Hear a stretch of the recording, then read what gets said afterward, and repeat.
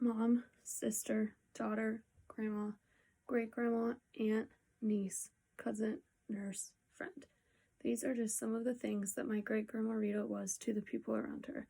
She loved being a grandma and a great-grandma, quite possibly more than anything else.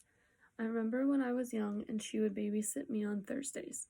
We would always go to Olive Garden because we both loved Italian and it was our favorite place. She would take me to Kroger, always making sure she let me pick out some treats for myself.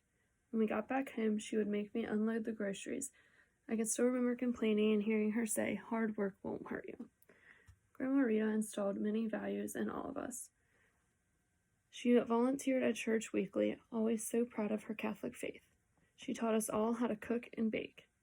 She loved cooking for everyone. She was a volunteer at St. Elizabeth Hospital since the day she retired from being a nurse there.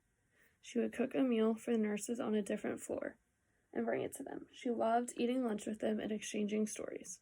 To the nurses that I see standing in the back, you know she would yell at you and tell you to get back to work instead of being here.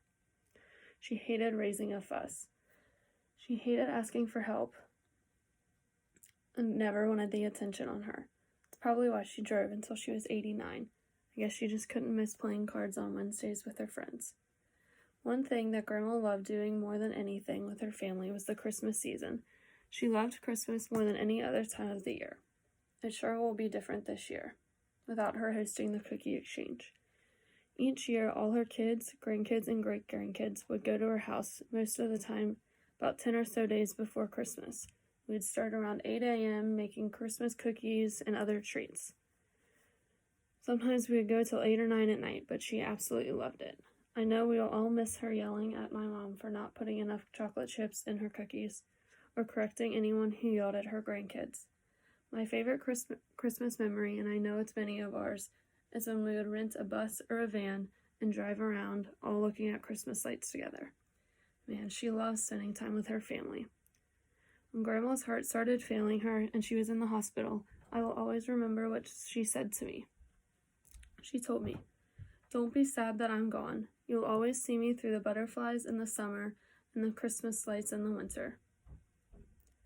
This Christmas will be different without her here, but she will be watching over all of us.